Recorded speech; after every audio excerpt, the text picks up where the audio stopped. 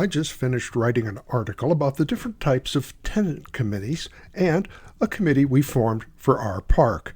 And I don't know about you, but when I'm done, I always find a number of things that I wish I'd said. There's more to include, but the article has already gone off to print. Well, welcome to a new segment we call But Wait, There's More.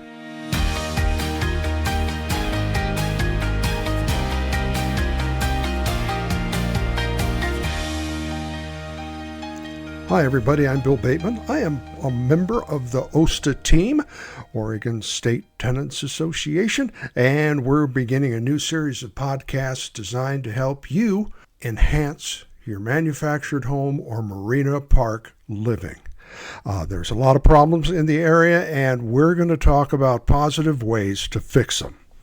So I wrote an article, and perhaps that's why you're here, you got referred, about the different types of tenant committees. There's basically three types in Oregon, and they are the committee of 7, a tenants committee associated with a larger organization, and unaffiliated tenant committees. I went into detail on that in the article that is in the newsletter, and I invite you to read that. Perhaps that's why you're here, because we included the link to the podcast at the end of the story. We talk about the advantages and disadvantages of both of them, actually all three. And there's even a fourth, which are social committees, and that's like for pizza and bingo night and that type of stuff. So let's look at what else there is to say. I found when forming an association, when working on forming a tenant committee, having good information was really important to know what was appropriate, what was inappropriate, what was law, and what was hearsay. So I did my research first. If you're going to go through this process, first do your research, and the OSTA site is an excellent place to do just exactly that. When you get into the actual community, armed with some pre-information, with a good idea of what is appropriate, assess the temperature. And by that I mean, are you walking into the end scene of Frankenstein with villagers with pitchforks and torches ready to storm the castle? Or are you in a quiet park that's got some problems but not quite reached the boiling point yet?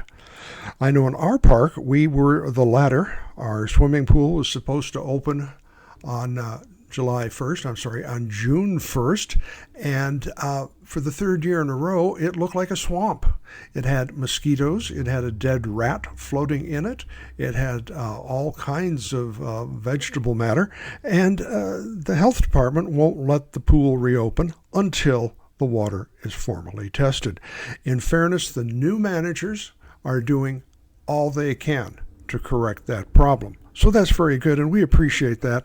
And that leads us to one of the things you need to do when you are working on getting an association, on organizing. First of all, find out all the facts, especially if you're dealing with new people. Folks, when they get angry, they tend to put a point of view in their head and leave it there. We found out our new managers here really want to work with us, and that's a positive thing. To go into them yelling and screaming, pounding on the table, is just going to push them back. Know who you're dealing with, and more importantly, know what the actual problems are. Some people have major problems of their neighbor washing the car and the water spraying into their driveway. Okay, that doesn't quite qualify with no air conditioning in the break room or in the clubhouse. There's different levels of irritation. Know who your supporters are, know what their issues are, and to do that, you're going to have to listen. I recommend small, even one-on-one meetings, small group meetings, 3, 5, 10 people, and basically listen and basically take notes. When you are meeting new people, you are going to meet several different types, and know that in this process, in our park, let's say we have 100 people, we have 5 or 10 who are really gung-ho to make some changes. They're concerned. They're worried about the obvious rent issues, which is something we'll be talking about in future podcasts. They're worried about maintenance. They're worried about seeing the rents go up, but no work being done. There's a lot of different issues. You've done your research. You know what you can and can't do with the various types of committees, and you know what your options are, such as mediation, such as it's okay to put up leaflets, and it's okay to talk to tenants and organize and use the clubhouse for meetings. If you're prohibited from doing that, that's illegal. And not all of us know that. So find out what you don't know. Know what you don't know. Going through just one sheet in the OSTA handouts that I've been using gave 10 different things for forming a committee. And it was what's legal, what's appropriate, ways to do it. Please make sure also in the ways to do it department you're including as many persons as you can. This can't be a gang of 5. Ideally, you're putting this information out to the entire park and inviting. Be as inclusive as possible. And know for a fact, going in, just put this at the top of your page. You're going to have some people who want to take over the meeting. You're going to have some people who have an agenda. They have 3 items that they're really ripped up about, and that's what they're going to talk about. You're going to have people sitting in the back just looking at you, and you're also going to have, I call them quizlings or reporters. They're going to go to the management and report everything you say. We're going for full transparency. This is not a secret coup attempt. This is organizing for an improvement in an unworkable situation.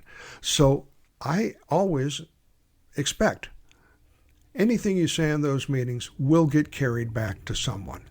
That's why I make sure I am not negative, I'm not hostile. Now, if you have a hostile environment, that's illegal to have someone crash your meeting and try and disrupt it. No, that's wrong. So know who you're dealing with. Spend some time, and this will save you hours, people. This is going to save you hours of time looking at the people in your group. Try and assess the personalities. Now, when you get to the formation stage, you'll do that by first coming up with a clear list of specific concerns.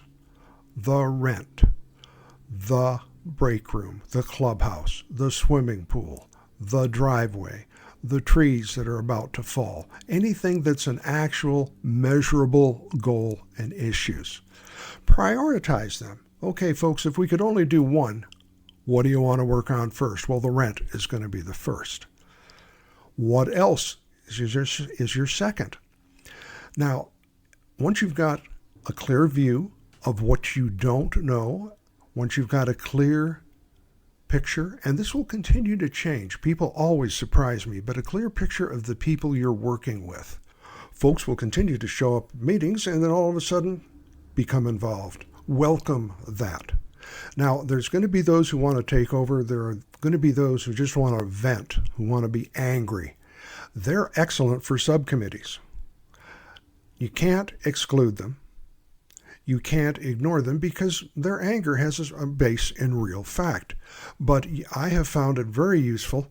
I'll actually meet one-on-one with them, and we'll put together a list of specific things.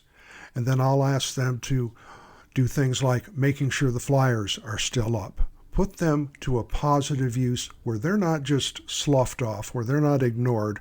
That's a path to disaster. But that they're doing something that supports the cause without causing major disruption. It's a balancing act, and it doesn't always work, but it's really something you can do. So looking back, if you are dealing with a large group of people for the first time, what are the things we need to do? We need to listen. We need to gather information. We need to find out what we don't know. Bear in mind, there's 2 sides to every story. Even if it's pretty crystal clear, a lime green swimming pool with dead rats floating in it is a big issue. There's always more to find out. When you have this information, start learning your people. The bottom line to all of this is not a quick 15-minute in and out. If you try that, it isn't going to work. Also, make sure their expectations are clear. I have been to some meetings, and people have all said, okay, we're going to form our committee, we're going to join OSTA, and okay, we've done that. OSTA, get to work. Well, that's not how it works.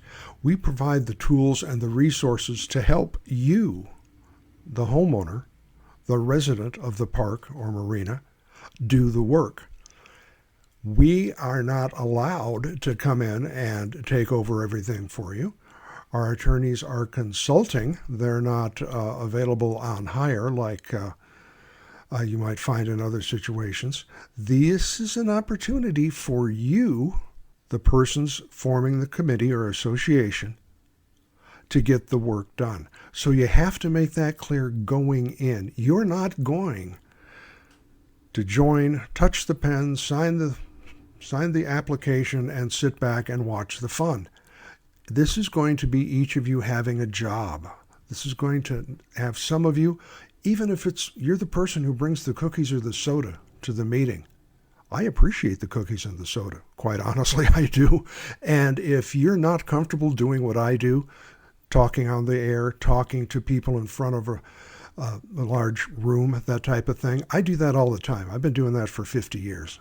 Not a problem. There are some people literally will go into a dead faint at the thought of having to stand up in front of a group. For heaven's sakes, don't put yourself in that position if you're unable or uncomfortable doing something. You all know what your superpower is. And I talk about this a lot back when I was at the university. We talk about finding your superpower. Well, each of us, every single one of us has a superpower. Maybe you're a people person. Maybe you like to walk the park and talk to people. Maybe you like to dot the I's and cross the T's and can go over the newsletter and make sure it is spell checked and accurate. Everybody has a skill. Utilize that skill to the maximum. And on the topic of newsletters, one of the best things we did, we put out a newsletter at least once a month. And the most recent month we put out several because of a lot of argle-bargle and forming the associations that we did. But normally once a month, email or distributed in the mail area. We have a little box we put up at our own expense, and we have that newspaper going by email or distribution to everyone in the park. There's obviously no cost. A team puts it together using that superpower thing we just talked about. We have somebody who coordinates the proofing and the printing. We have somebody who coordinates the email list as people move in, move out, or have handwriting even worse than mine, and you can't read the silly things, the emails. We have people all working to their strength to get this newsletter out. Now, part of organizing is a positive tone. We have not taken a flamethrower to anything.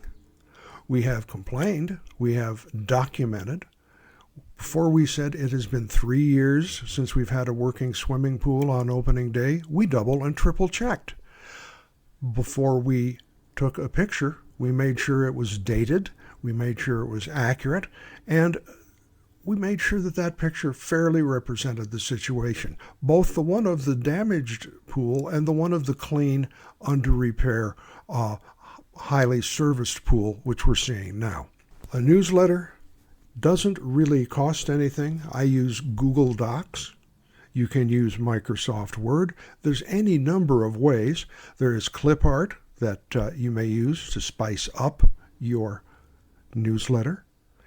And having it come out monthly is really valuable.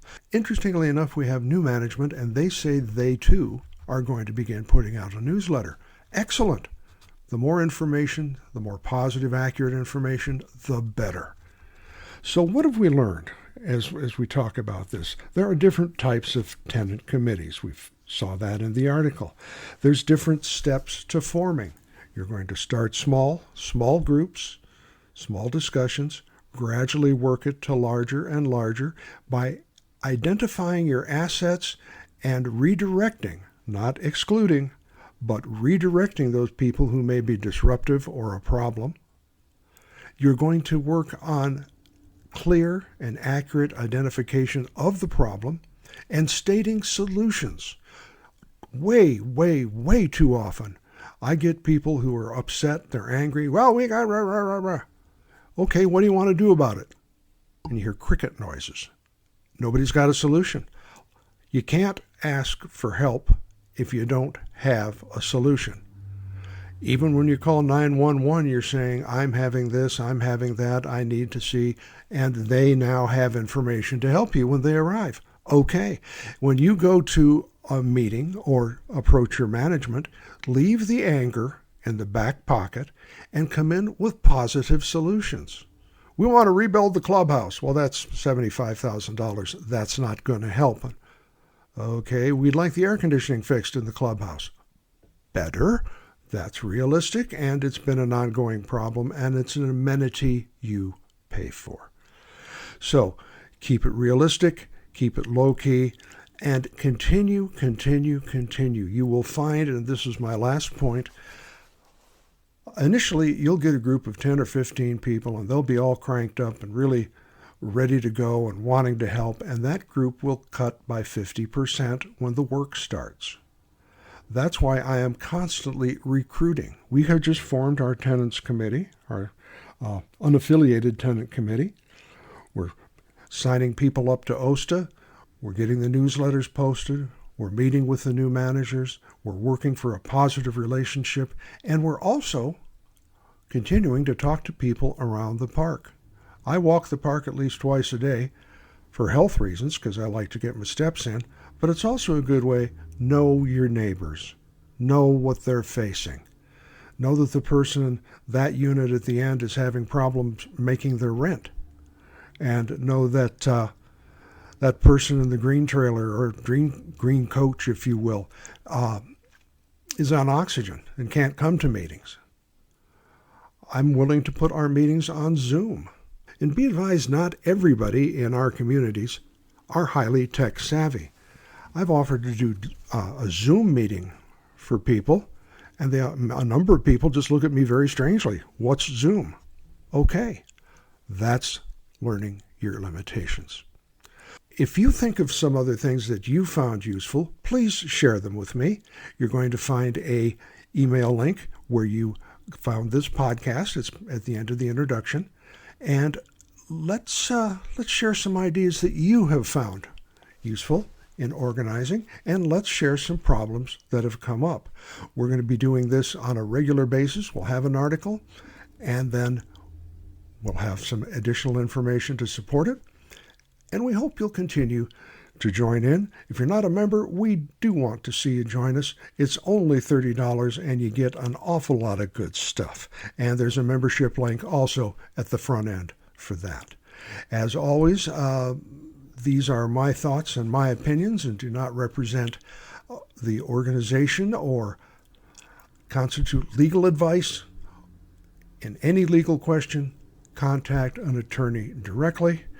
These are for informational and reference purposes only. So with that said, I'm Bill Bateman. Thank you for joining. We'll see you again soon.